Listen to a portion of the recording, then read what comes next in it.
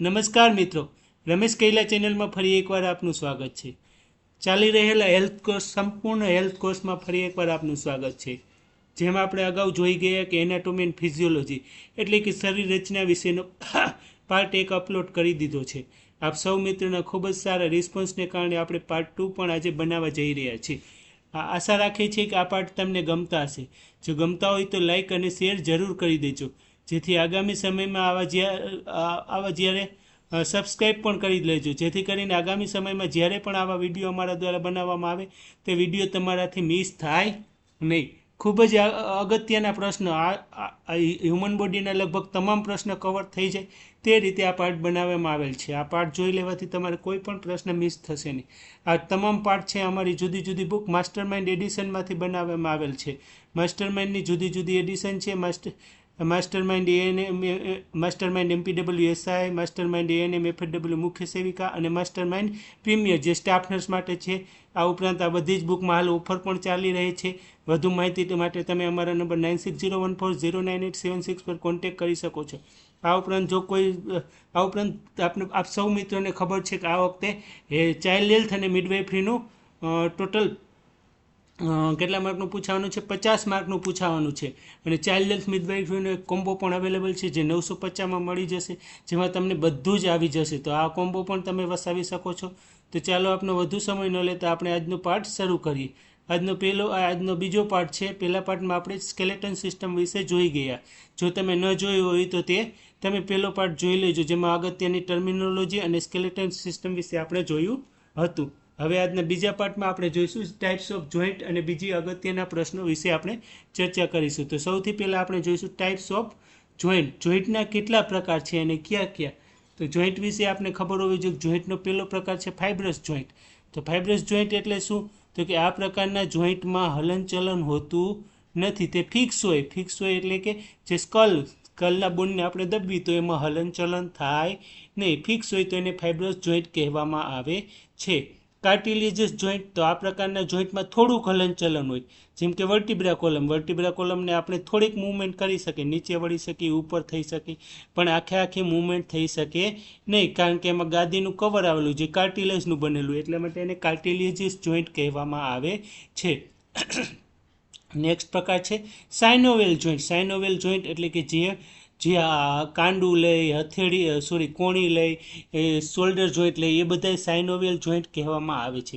કેમ એને સાઇનોવેલ કહેવાય? તો કે એમાં સાઇનોવેલ નામનું ફ્લુઇડ આવેલું હોય છે જે લુબ્રિકેશનનું કામ કરે છે, અને એના કારણે સાંધાની મૂવમેન્ટ થાય છે, ફ્રીલી મૂવમેન્ટ. આપણે એને ગમે એ બાજુ હલાવી ચલાવી શકીએ છીએ. તો સાંધાના 3 પ્રકાર છે. ફાઇબ્રસ જોઈન્ટ હલનચલન ન હોય, કાર્ટિલેજસ જોઈન્ટ થોડુંક હલનચલન હોય, સાઇનોવેલ જોઈન્ટ જે ફ્રીલી મૂવેબલ હોય છે. હવે સાઇનોવેલ જોઈન્ટના પણ પ્રકાર પડે છે. એમાં પહેલો પ્રકાર છે બેલ એન્ડ સોકેટ પ્રકારનો, તો જેમાં હેડ એટલે કે બોલનો ભાગ હોય અને ખાડાનો ભાગ હોય. તો શોલ્ડર જોઈન્ટ અને હિપ જોઈન્ટ છે આ પ્રકારના સાંધાના એક્ઝામ્પલ છે. પરીક્ષામાં એકવાર પૂછેલું હતું કે નીચેનામાંથી કયો બોલ એન્ડ સોકેટ પ્રકારનો જોઈન્ટ છે? તો આપણે ખબર હોવી જોઈએ 2 જ જોઈન્ટ બોલ એન્ડ સોકેટ પ્રકારના છે, શોલ્ડર જોઈન્ટ અને હિપ જોઈન્ટ. હિંજ જોઈન્ટ એટલે કે મિજાગરા જેવો સાંધો, જે એક બાજુ જ મૂવમેન્ટ થાય. આપણે હાથને આપણી તરફ વાળી શકીએ, પણ ઊંધો વાળવું હોય તો વાળી શકીએ નહીં. તો હિંગ જોઈન્ટ, એલ્બો જોઈન્ટ અને ની જોઈન્ટ એ હિંગ જોઈન્ટ પ્રકારના ઉદાહરણ છે. આ ઉપરાંત ફિંગર જોઈન્ટ, ફિંગરને આપણે આગળની તરફ વાળી શકીએ પણ પાછળની તરફ વળતા હોતા નથી. તો એક બાજુ જેની મૂવમેન્ટ થતી હોય એને હિંગ જોઈન્ટ, મિજાગરા જેવો. આપણે દરવાજામાં મિજાગરો મારેલો હોય તો એક બાજુ જ ખુલે દરવાજો, બીજી બાજુ ખુલે નહીં, એટલા માટે એને મિજાગરા જેવા સાંધા પણ કહેવામાં આવે છે. ત્રીજો પ્રકાર છે પીવોટ જોઈન્ટ, જે રોટેશન ગોળ ગોળ ફરતી હોય એવી મૂવમેન્ટ થાય, એટલાસ અને એક્સિસ પર ટર્ન લે. દાખલા તરીકે આપણે માથું ફેરવી તો એટલાસ એક્સિસ ઉપર ટર્ન લે છે, તો એ પીવોટ જોઈન્ટનું ઉદાહરણ છે. એટલાસ અને એક્સિસ પણ યાદ રાખવાના, આપણે પહેલા વિડીયોમાં કીધું હતું. એટલાસ એ પ્રથમ સર્વાઇકલ વર્ટિબ્રા છે, એક્સિસ એ બીજું સર્વાઇકલ વર્ટિબ્રા છે. ગ્લીડિંગ જોઈન્ટ એટલે સરકતો સાંધો, જે કાંડા અને એન્કલ જોઈન્ટમાં આવેલો હોય સરકતો સાંધો છે, જે એકબીજા ઉપર આપણે રાઉન્ડ ફેરવી શકીએ છીએ, તો એને ગ્લીડિંગ જોઈન્ટ કહેવામાં આવે છે. તો સાઇનોવેલ જોઈન્ટના 4 પ્રકાર: બોલ એન્ડ સોકેટ પ્રકારનો joint, hinge joint, ball and socket, hinge joint, pivot joint, ball and socket, hinge joint, pivot joint and gliding joint. હવે જોઈએ સેન્સરી ઓર્ગન. સેન્સરી ઓર્ગનમાં સૌથી અગત્યનું છે આંખ. આંખને ઓર્ગન ઓફ સાઇટ પણ કહેવામાં આવે, આપણે બધાને ખબર છે, જોવાનું કામ કરે છે એટલા માટે. એનો ડાયામીટર કેટલો હોય તો કે 2.5 સેમી અથવા 1 ઇંચ જેટલો ડાયામીટર હોય છે. એને વાળના મૂળમાં એક ગ્લેન્ડ આવેલી હોય છે જેને સિબેસિયસ ગ્લેન્ડ કહેવામાં આવે છે, અને એમાં ઇન્ફેક્શન લાગે તો આપણે એને સ્ટાય એટલે કે આંજણી તરીકે ઓળખીએ છીએ. આંજણી એટલે શું તો કે વાળના મૂળમાં આવેલી સિબેસિયસ ગ્લેન્ડમાં ઇન્ફેક્શન લાગવું. ઓર્બિટલ કેવિટીના ઉપરના ભાગે દ્રાક્ષના ઝુમખા જેવું બદામ આકારની એક ગ્રંથિ આવેલી હોય છે જેને અશ્રુ ગ્રંથિ અથવા તો લેક્રિમલ ગ્લેન્ડ કહેવામાં આવે છે. તો લેક્રિમલ ગ્લેન્ડ કેવી હોય તો કે દ્રાક્ષના ઝુમખા જેવી હોય છે. કેવા આકારની હોય તો બદામ આકારની હોય છે. કામ શું કરે તો કે આંસુ ઉત્પન્ન કરવાનું કામ કરે છે. આંસુમાં શું હોય તો કે વોટર, સોલ્ટ અને લાઇસોઝોમ એન્ઝાઇમ્સ આવેલા હોય છે જે એન્ટીબેક્ટેરિયલ. લાઇસોઝોમ એન્ઝાઇમ શું કામ કરે તો કે એન્ટીબેક્ટેરિયલ એક્શન ધરાવે છે, એટલે શું કરે છે બેક્ટેરિયાને મારી નાખે છે. આ પણ યાદ રાખજો, કયા એન્ઝાઇમ? લાઇસોઝોમ. એટલા માટે આંખમાં ઇન્ફેક્શન, આંખમાં આપણે કંઈ પણ પડે તો આંસુ એક્ટિવ થાય અને આંખને ડાયલ્યુટ જે કંઈ પડેલું હોય તો એને વોશ આઉટ કરી નાખે છે. વોલ ઓફ ધ આઈમાં તો આંખમાં ટોટલ 3 પડ હોય છે. સ્ક્લેરા અથવા કોર્નિયા એ આંખનું સૌથી બહારનું પડ છે. સ્ક્લેરામાં સફેદ તંતુ આવેલા હોવાથી સફેદ રંગનું દેખાય છે.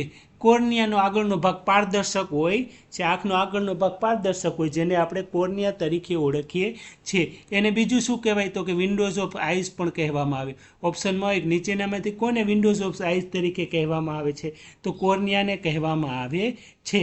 કેમ તો કે તેમાંથી પ્રકાશના કિરણો પસાર થાય છે અને રેટાઇના સુધી જતા હોય છે. આંખે કેવો લેન્સ હોય છે તો કે બહિર્ગોળ અથવા કોન્વેક્સ હોય છે. કોર્નિયા કેવી હોય છે તો કે કોન્વેક્સ હોય છે. કોરોઇડ એ આંખનું વચ્ચેનું પડ છે. આ હાઈલી વાસ્ક્યુલર પડ છે. એમાં સૌથી વધારે પ્રમાણમાં બ્લડ સપ્લાય થતો હોય છે.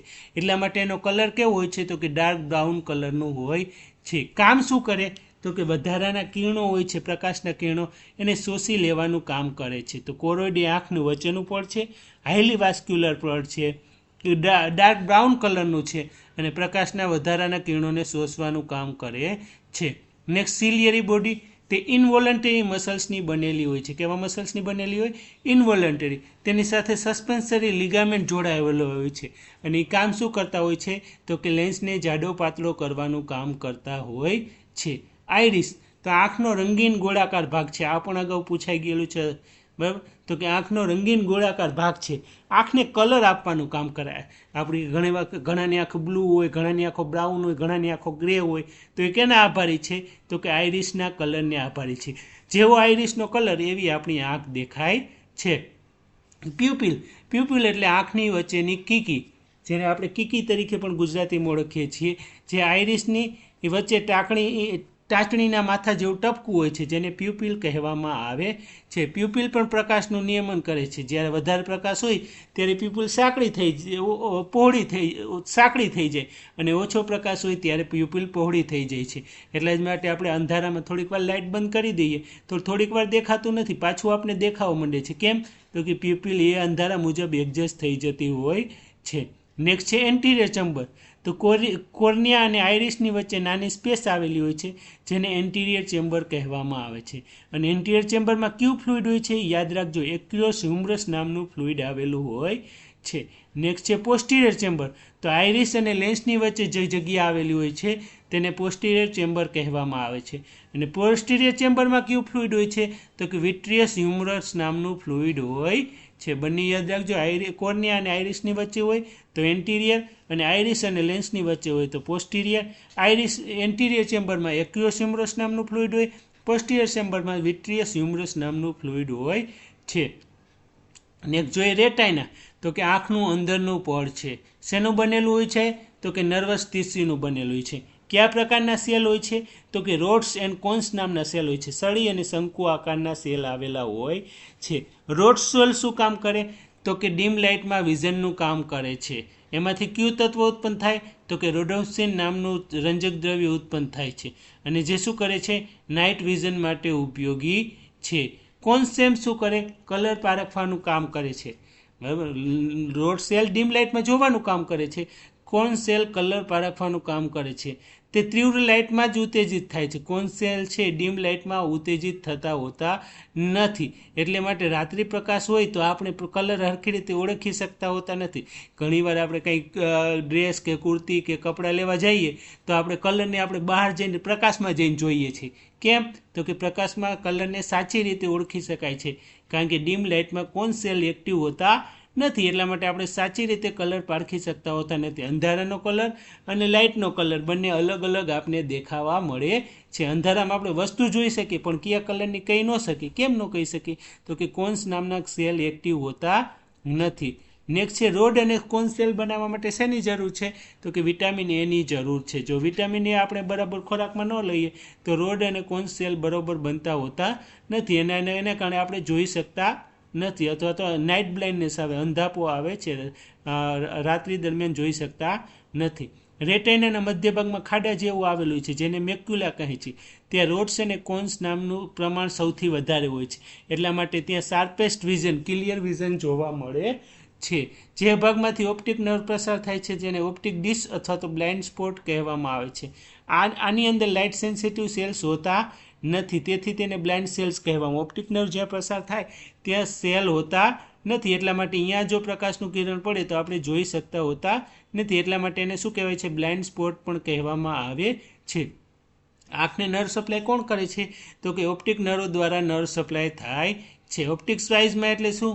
આંખમાં આવેલા નર્વ જે રેટાઇનલ લેયરમાંથી નેઝલ સાઇડમાં નીકળે છે. પિચ્યુટરી પર ગ્લેન્ડ આગળ એકબીજાને ક્રોસ થાય છે, પરંતુ ટેમ્પોરલ સાઇડ ઉપર ક્રોસ થતા નથી અને તે કન્ટિન્યુ રહે છે, જેને શું કહેવામાં આવે છે? ઓપ્ટિક સાઇઝમાં કહેવામાં આવે છે. એક જગ્યાએ ક્રોસ ન થાય જેને ઓપ્ટિક સાઇઝમાં કહેવામાં આવે છે. હવે જોઈએ ઈયર. ઈયર પણ ખૂબ જ અગત્યનું છે. એમાં પણ ઘણા બધા પ્રશ્ન નીકળી શકે છે. ઈયર તો બાહ્યકર્ણના બે ભાગ પડે છે, એક ઓરિકલ અને પીના. ઓરિકલ અથવા પીના અને બીજું હેલિક્સ. પીના એટલે શું? તો કે પીના એ સૌથી ઉપસેલી વળેલી કિનારી જેવો ખાંચા જેવો ભાગ છે જેને હેલિક્સ કહેવામાં આવે છે. પીનાની સૌથી ઉપરની ભાગ ઉપર વળેલી કિનારી ખાંચા જેવો જે આપણે બહારની તરફ દેખાય છે એને હેલિક્સ કહેવામાં આવે છે. લોબ્યુલ્સ એટલે કાનની બુટી, જ્યાં આપણે બુટી પહેરીએ છીએ એને લોબ્યુલ્સ કહેવામાં આવે છે. પીનાનો સૌથી નીચો પોચો ચપટો ભાગ છે. લોબ્યુલ્સ એ કેવો છે? ચપટો છે અને પોચો છે. અને લોબ્યુલ્સમાં શું હોય છે? સૌથી વધુ બ્લડ સપ્લાય હોય છે. એટલા માટે આપણે કાનની બુટી પહેરેલી હોય અને એક દિવસ કાઢી નાખી, 4-5 દિવસ કાઢી નાખી તો પણ એ ઓલું હિલિંગ થઈ જાય છે અને એ બંધ થઈ જાય છે. આપણો હોલ ફરીથી આપણે ઓલું કરાવવો પડે છે. કેમ? તો કે અહીંયા સૌથી વધુ બ્લડ સપ્લાય હોય છે. નેક્સ્ટ છે એક્સટર્નલ ઓડિટરી મિએટસ અથવા તો કેનાલ. તો કે કેટલા સેન્ટીમીટર લાંબી હોય છે? તો કે 1 સેન્ટીમીટર 1 ઇંચ જેટલી લાંબી હોય છે, જેને એક્સટર્નલ ઓડિટરી મિએટસ અથવા તો કેનાલ કહેવામાં આવે છે. તેમાં એક સેરુમિનસ નામની ગ્લેન્ડ આવેલી હોય છે જે શું ઉત્પન્ન કરે છે? મેલ ઉત્પન્ન કરે છે. આપણે કાનમાં સતત મેલ ઉત્પન્ન થતો હોય છે અને એની રીતે જ નીકળતી જતો હોય છે. ઘણી વખત તમે કાનના ડૉક્ટરને બતાવવા જાઓ, ડૉક્ટર એમ કહેતા હોય છે કે કાનમાંથી મેલ કઢાવવાની જરૂર હોતી નથી, કારણ કે કાનમાંથી ભગવાન એવી જ રીતના બનાવેલી છે કે કાનમાંથી ઓટોમેટિક મેલ નીકળતો જાય છે. પરંતુ જો આપણે કંઈ ઇયરબડ્સ કે એવું નાખીએ તો કાનમાંથી મેલ નીકળતો હોતો નથી, કારણ કે રચના હોય છે એ બ્લોક થઈ જાય છે.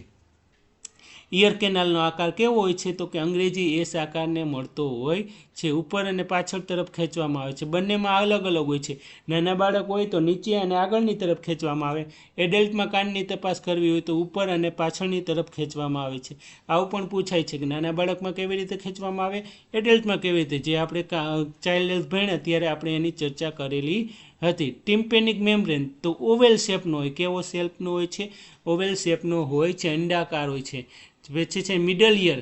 હવે આવ્યો, પહેલાં હતો એક્સટર્નલ ઇયર, હવે મિડલ ઇયર. તો નેઝોફેરેક્સમાંથી આવતી ઇસ્ચિયન ટ્યુબ અહીંયા ખુલતી હોય છે, જે નાક પર કરદાનું દબાણ યોગ્ય રાખવાનું કામ કરે છે. સૌથી અગત્યનું છે ઓડિટરી ઓસિકલ્સ, એટલે કે કાનના હાડકાઓ. એ જોઈએ તે પહેલાં મિત્ર એક અગત્યની જાહેરાત કરવાની અમારા દ્વારા એક સંપૂર્ણ પ્રશ્ન બેંક બનાવવામાં આવેલી છે, જેમાં લગભગ 15,000 જેટલા પ્રશ્નો તમને ફક્ત 199 રૂપિયામાં મળી જશે. ટેસ્ટ MPW માટે પણ છે, ANM માટે પણ છે અને સ્ટાફ નર્સ માટે પણ છે. જેમાં તમને શું મળશે? તો કે રિઝનિંગના 2300 ક્વેશ્ચન મળશે, ગુજરાતી વ્યાકરણના 3100 ક્વેશ્ચન મળશે, જીકેના 5,000 ક્વેશ્ચન મળશે, ઇંગ્લિશના 1200થી વધુ ક્વેશ્ચન મળશે, જૂના પેપરના 2000થી વધુ ક્વેશ્ચન મળશે અને ડેઇલી 25 માર્કની તમારા નવા સિલેબસ મુજબ 5 ટોપિકની ટેસ્ટ લેવામાં આવે છે અને 25 માર્કની હોય છે. અને આ ક્યાં સુધી ચાલશે તો જ્યાં સુધી એક્ઝામ આવશે તે પછી પણ 1 વર્ષ સુધી તમે આ ટેસ્ટનો ઉપયોગ કરી શકશો. તો 199 રૂપિયા બહુ જ વધારે ચાર્જ ન કહેવાય. આપ સૌ મિત્રને જેને હજી નથી લીધી, 1500થી વધુ સ્ટુડન્ટે આ ટેસ્ટ લઈ લીધી છે. જો તમે ન લીધી હોય તો તમે પણ લઈ લેજો. 3 દિવસ સુધી આ ટેસ્ટ ફ્રી છે. ગમે તો જ પેમેન્ટ કરજો, નહીંતર પેમેન્ટ કરવાની જરૂર નથી. 3 દિવસ એકવાર એપ્લિકેશન અમારી ડિસ્ક્રિપ્શન બોક્સમાં લિંક આપેલી છે. ડિસ્ક્રિપ્શન બોક્સમાં લિંક ડાઉનલોડ કરી એકવાર એપ્લિકેશન જોઈ લેજો. ગમે તો જ પેમેન્ટ કરજો, નહીંતર પેમેન્ટ કરવાની જરૂર નથી. અને અમારે આ કોમ્બો ઓફર પણ ચાલુ છે જુદી જુદી બુક્સ માટે. જીએનસીના પેપર સોલ્યુશનની પણ જુદી જુદી બુક છે. જો તમારા કોઈ જુનિયર સ્ટુડન્ટ હોય જે ગુજરાત નર્સિંગ કાઉન્સિલની પરીક્ષા આપી રહ્યા હોય તો એના માટે આ ગુજરાત નર્સિંગ કાઉન્સિલના જૂના પેપરની બુક ખૂબ જ હેલ્પફુલ થશે. કોઈ પણ માહિતી માટે તમે અમારા નંબર 9601409876 પર કોન્ટેક્ટ કરી શકો છો. ચાલો હવે આપણે આગળ જોઈએ કે કાનના હાડકાઓ. તો મેલસનો આકાર હેમર પણ કહેવામાં આવે. તે હથોડી જેવા આકારનું હોય છે. ઇન્કસ તે વચ્ચેનું બોન છે, તેનો આકાર એરણ જેવો હોય છે. સ્ટેપસ એટલે કે તેનો આકાર પેગડા જેવો હોય છે. સ્ટેપસ વિશે એક અગત્યની માહિતી યાદ રાખવાની કે આપણા શરીરનું સૌથી નાનામાં નાનું બોન કયું છે તો સ્ટેપિસ આવશે. યાદ રાખજો, આપણા શરીરનું જો તમને પૂછે કે સૌથી નાનામાં નાનું બોન કયું તો એસ ઉપરથી યાદ રાખવાનું. એસ એટલે સ્મોલ, તો સ્ટેપિસ એ આપણા શરીરનું નાનામાં નાનું બોન છે. મેસ્ટેડ પ્રોસેસ મિડેલિયનના પાછળના ભાગે ટેમ્પોરલ બોનનો ઉપસેલો એક ભાગ આવેલો હોય છે જેને મેસ્ટેડ પ્રોસેસ કહેવામાં આવે છે. કાન માટેની કઈ નર્વ છે તો કે ઓડિટરી નર્વ. યાદ રાખજો, કાન માટેની કઈ નર્વ છે તો કે ઓડિટરી નર્વ છે. ઓડિટરી નર્વના 2 ભાગ પડે, એક વેસ્ટિબ્યુલર અને બીજી કોક્લિયર.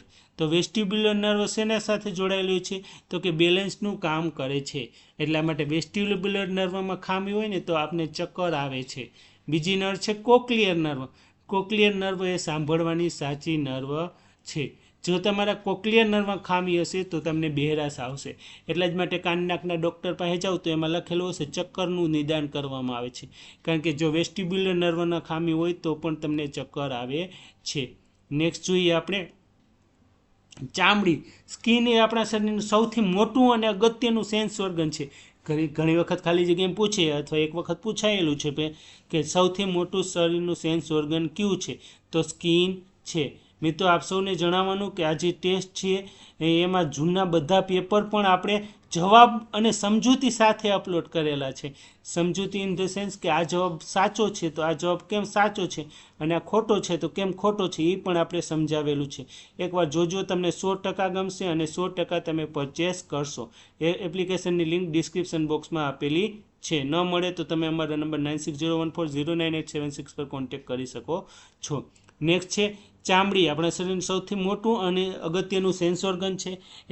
એનું 2 ભાગ પડે છે. એપિડર્મિસ તો કે સૌથી બહારની ત્વચા છે, તે ચામડીનું બહારનું ભાગ છે.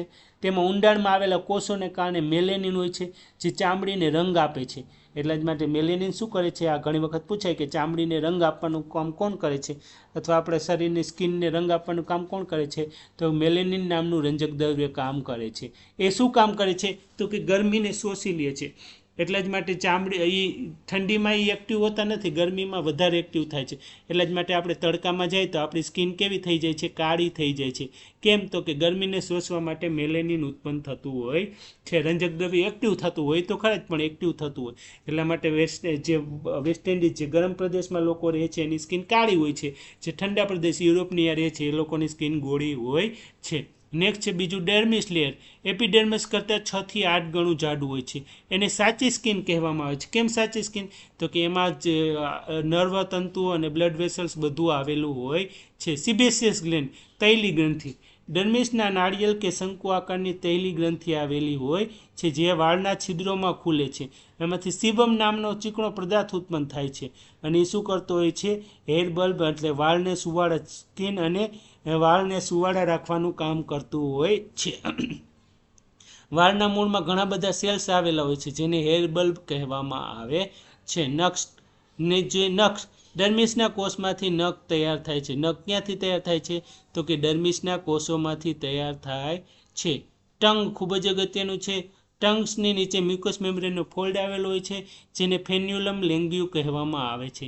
તેમાં ઘણા ઉપસેલા પ્રોજેક્શન આવેલા હોય છે, જેને શું કહેવાય છે? પેપિલાઈ કહેવામાં આવે છે. પેપિલાઈના 3 પ્રકાર પડે છે: સરકમવેલન્ટ પેપિલાઈ, ફંગીફોર્મ પેપિલાઈ અને ફૂલીફોર્મ પેપિલાઈ. તો સરકમવેલન્ટ પેપિલાઈ એ સૌથી મોટા પેપિલાઈ છે. તે ચામડીની ટંગની પાછળની ભાગે 8 થી 10ની સંખ્યામાં આવેલા હોય છે. ફંગીફોર્મ અને ફિલીફોર્મ પેપિલાઈ એ સૌથી નાના પેપિલાઈ છે. તે સ્વાદ પારખવા કરતાં શું કરતો હોય છે? સ્પર્શનું જ્ઞાન વધુ ઉપયોગી છે. સ્પર્શ ક્યાં કેવો ભાગ? તો ગળિયો. આવું પણ પૂછાઈ શકે, ગળિયા ભાગનું સૌથી વધારે ભાન ક્યાં થાય છે?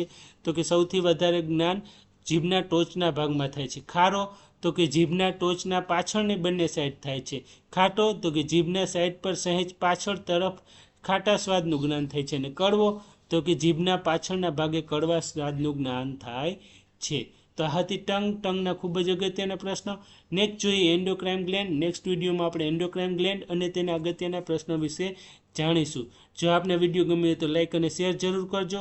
જો તમે કોઈ પ્રશ્ન હોય અથવા કોઈ માહિતી જોતી હોય તો અમારા નંબર 9601409876 પર કોન્ટેક્ટ કરી શકો છો. તમામ પ્રકારની માહિતી આપને અમારા તરફથી જતી મદદ બધી જ કરવામાં આવશે. Thank you. ખૂબ ખૂબ આભાર. ફરી મળીશું આવતીકાલે રાત્રે 9 વાગે આવા જ નવા ટોપિક સાથે. હેલ્થનો સંપૂર્ણ કોર્સ તમે આપણી પ્લેલિસ્ટમાં જઈ તમે બધા જ વિડીયો જોઈ શકશો. Thank you.